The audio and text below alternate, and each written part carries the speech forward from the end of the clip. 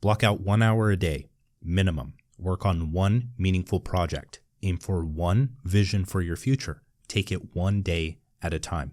You don't need more motivation. You need more clarity. You don't need more time. You need more focus. And if you want more of both, understand this. Your mind is a supercomputer and your attention is the RAM. If you don't know what RAM is, RAM, it's random access memory. And it's the part of your computer that determines its performance for all that we care about right now. When you have multiple programs or browser tabs open and you see your computer slowing down, that's because it's using up your RAM. It's slowing down your performance. Now, humans can process around 50 bits of information per second with their conscious attention, compared to 11 million bits we unconsciously process from skills we've learned over time, like learning to walk. We don't have to think about that. So that adds up to 125 billion bits of conscious information in your lifetime. That's your ticking time bomb. You either invest a large portion of those 125 billion bits of information into a better future for yourself, or you let distractions clog them up like browser tabs on your computer and waste your life. So for most people, on an average day, that precious focus is just chaotically bouncing between so many different things. It could be thoughts about the stressful future, the boring present, and the regretful past. It could be an internal cry to break out of your conditioned way of living, or just a list of mixed priority tasks that need to be finished. And the list goes on. The modern mind has its attention split in 1,000 different directions the minute it wakes up and opens its phone. So that leads us into how to take back control of your attention, or just how to get into deep work. We're here to learn about my deep work routine. So in a nutshell, what it is to do your work when entropy is low. But of course, we need to talk about what that means. So before we continue, I want you to forgive me because this is nothing revolutionary, right? You may learn something new. You'll probably learn something new, but this routine is actually quite simple. It's what more people need, because I've tried all of the productivity hacks. I've tried the Pomodoro timers. I've even tried putting on a hat, right? To simulate a narrow focus, and it kind of works. But like your favorite Notion productivity template, all systems fall apart, or they evolve to fit your new needs. So the Notion template, or even the Cortex workspace that you built, the Notion template that you downloaded a few weeks ago isn't going to last forever. That's why I want to focus on the core principles that you can do all the time so that you can accomplish 8 hours of work in 4. So to understand the first principle, you need to understand entropy. You must understand that by doing nothing with your life, you choose to slowly drown in chaos. You don't stay the same. You dig yourself deeper into a hole without trying, because the good life demands consistent effort toward your own goals. So without getting too complicated, entropy is the measure of how messy, disordered, or random something is. It's a part of the second law of thermodynamics, which in short states that in any natural process, the total entropy or disorder tends to increase over time unless effort or energy is put into keeping the system ordered. So if you have a bookshelf, or let's take it even further, if you have a library, or you work at a library, there is a neat and tidy system for keeping the books organized so that people can find them. But once more people take books, or people go in and read them and move them, and the system isn't maintained, or effort isn't put in, or you don't have the employees, or you eventually don't have a robot that condenses the amount of energy that's needed to put the right amount of effort in. But over time, that library is just going to become completely chaotic. It's going to be a jumbled mess of books that are everywhere, and nobody's going to be able to find anything. It loses its value. And the same goes true for something like cleaning your room. If you don't put effort into cleaning your room every day, slowly, it will become a disgusting nest of filth. The first day, you have a few shirts lying around and it's not that bad. So you don't maintain the system by putting effort in. And then slowly, more and more, it gets so dirty that you have to expend so much more effort to get it back to the ordered state.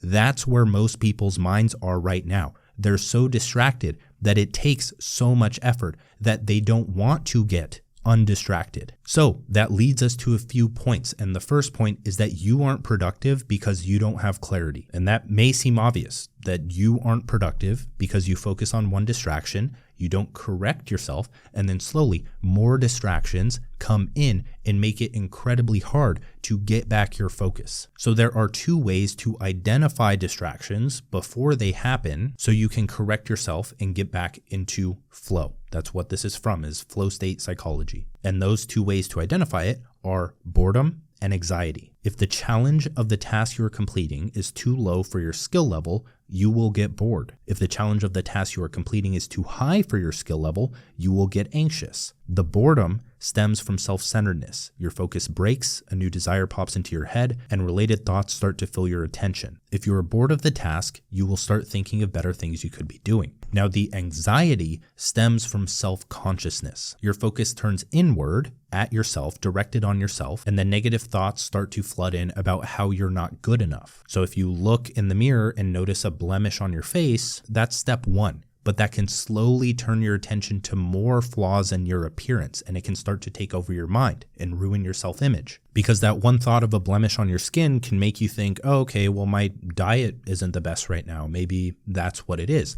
And then you start thinking about your diet and you're like, well, I'm kind of getting a bit overweight and I don't like this little pudgy stomach. And then, oh, in order to get rid of that, I have to start going on a run or going to the gym. And your mind starts to slowly flood with these thoughts because you don't have clarity on what to do. If you had an immediate and effective solution for the blemish through your knowledge, skill, and education, then you wouldn't have to think twice about fixing that problem. So the chaos induced by boredom and anxiety can only be cured with clarity. You must refocus your mind not only on the task in front of you, but on the ideal outcome of your life as a whole. When you have the skill and knowledge that matches the challenge of the task or situation at hand, life becomes an interesting video game. You're not a level 1 going against a level 50. You're a level 1 going against a level 2, 3, 4. You're increasing your experience. Now, if you don't know what your ideal life is, you can try running through the life reset map workflow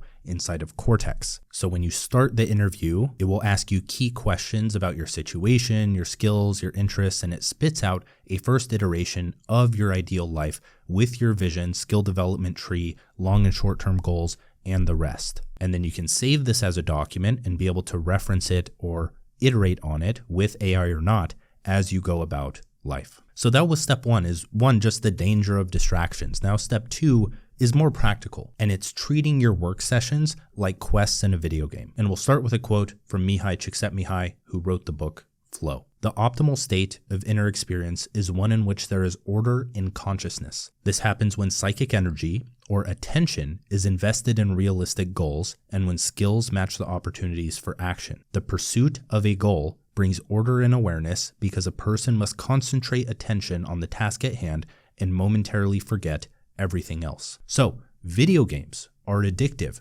for two reasons. The first is that they have a clear hierarchy of goals, and these each increase in challenge, which means they demand an increase in skill. So you know how to win, and you become someone in the process. You have a clear bridge. And then along with that, they have rules and feedback loops, and these keep your attention in the game and minimize distraction. So last week I released a video. It's called How to Gamify Your Life. Unfortunately, it's not doing that well, but that went over how to gamify your life as a whole, while right now I'm talking about gamifying your deep work sessions. So the simplest way to accomplish this is by doing the following. The first thing is to quantify your 2 to 3 highest priority tasks or most important tasks. Now, this doesn't mean that you only do 2 or 3 things throughout the day. It just means that you choose 2 or 3 things that demand the most mental energy from you for deep work. Deep work is for deep tasks. Shallow work is for shallow tasks. So these 2 to 3 most important tasks are not things like answering emails or administrative work or other things that don't move the needle toward the life you want to live. These are the tasks that, if not completed, will cause you to stagnate or move backward. So something like building a meaningful project before your 9 to 5 in the morning that will give you more time and financial freedom. Or for someone like a creator, it could be building a new product, writing promotions, or pulling the levers that lead to distribution and sales. You aren't where you want to be because you aren't focused on your 2 to 3 most important tasks first thing in the morning, or you don't know what your most important tasks are because you haven't actually thought them through and you're listening to someone else as to what the tasks you should be doing are, when that's up to your discernment and personal experimentation. Now, if you want to quantify these tasks. So instead of putting my task as I want to write some of my newsletter, I'll say I want to write 1,000 words of my newsletter. What this does is it creates the feedback loop. Like when you're completing quests in a game, you can see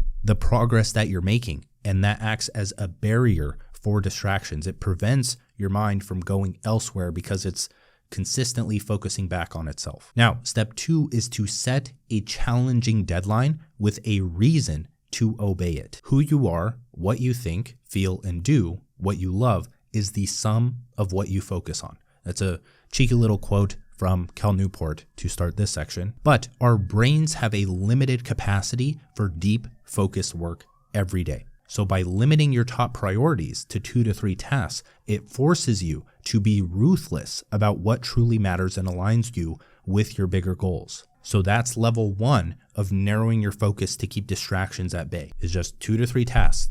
That's all you're focused on. Now, level 2, to narrow it even further and really get into deep work, is to create a deadline, preferably in the form of a time block for each task, and you'll understand why. But this is nothing novel. We all know that a deadline can make even the world's most intense procrastinators get the work done. Like when your essay is due tomorrow and you just get it done, and you usually do it pretty well. But you can replicate this to an extent every single morning to make more progress in the next month than you have in the last year. So there are 2 ways that I like to ensure deadlines. The first is working in challenging time blocks, and these are usually 60 to 90 minutes. And then number 2 is having an important non-work related task in between time blocks. So if I'm writing 1,000 words for my newsletter, then I'll give myself something like 60 minutes to achieve that. And that usually isn't enough time, but that's for a good reason, because I don't have time to think about what I'm going to write. I don't have time to allow other distractions to get into play. My mind, when it's in that narrow state, is going to pull the necessary resources to do what it's meant to do at that time. If you can't write just by doing that, it's because you're missing another piece of the puzzle. It's because you don't have ideas to write about, which we'll talk about in point number 3 soon. The other thing about 60 minutes not being enough time in a time block is that a lot of the time it invokes the Zeigarnik effect, right? Which is like open loops. If you have an open loop, your brain wants to go back and complete that thing, or it can't stop thinking about that thing. So if you stop your work early or you cut it short, your brain is going to have that much more ideas and drive to get back into the work and finish it during the next time block. Now, where the power of the deadlines come into play is in between these time blocks, right? The time block is like a deadline, right? I give myself 60 minutes, but in between these time blocks, I put small but extremely important tasks, like for me, eating breakfast. Now, I know many people do the intermittent fasting thing, and I did for a long time. You do you. But when I started to prioritize my health and the gym even more, I noticed that by not eating, my gym sessions suffered, right? I don't want to hear your objections to that. I don't care. I know you can perform well on a fasted stomach. That's not what I'm saying. What I'm saying that in my mind, it is very important for me to eat breakfast so that my workouts are fueled with food, carbs, and the rest, so I can have a very good workout for that day, and that compounds over the days. So because that breakfast time, something so simple, is tied to another value in my life, something that I have to do and something I have to do well at, then I kind of have to stop work. Because I can't, if I eat right before the gym, then I'm going to feel a bit groggy, or it's not going to be as good as if I ate 3 hours before the gym and then had a little snack right before. So if I don't stop my work, then my health takes a hit in some regard, in a domain that's important to me. The thing with this is that if you don't value your health or your relationships, and you don't have priority tasks that you do for those things throughout your day, if you don't have good habits, then your productivity will suffer because you don't have a reason to stop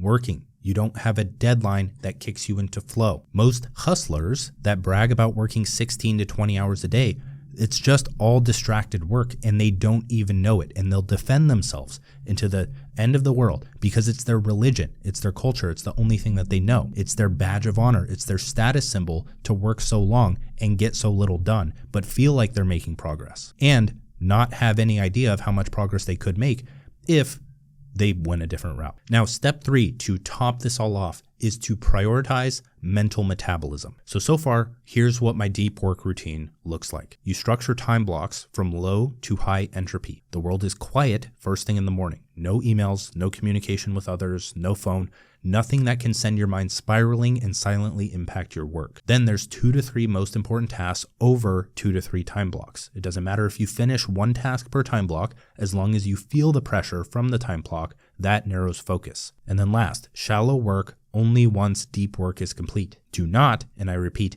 do not check emails, social media, or the rest until deep work is done. You can go on social media to post if that's what you do, but only if you are posting and leaving to get back to work. Now, but what about the rest of the day? Well, if you think of your mind like your body, you just spent a few hours training to failure in the mental gym with deep work. You spent 95% of your mental energy and you need to eat, you need to recover, and you need to do what's necessary to show up in peak condition for your workout tomorrow. So in my case, and this may not be true for you, but for the creators and solopreneurs and freelancers and everyone else in my audience that gets it, most of my work depends on the quality of my ideas and my strategy. And with that, most of my work is done before I even start working. I have absolute clarity on what I need to do when I sit down first thing, because the second half of my day is spent leisure maxing. I fill my mind with nutritious food. I carb load the psyche so it can perform its best. I go on walks, read books, talk to smart people, relax with my loved ones, and try to learn or do at least a few new things each week. New places, new experiences, new trends or skills. Something that keeps me fresh that isn't directly related to my work. Because usually in your deep work session, you're not thinking. You're not thinking of the strategy, you're just doing. You're in the flow state, you're at one with the task. The knowledge you have available is what you're using. So if you don't have the ideas to write about already or the strategy to test with marketing, then your deep work session isn't going to be that deep.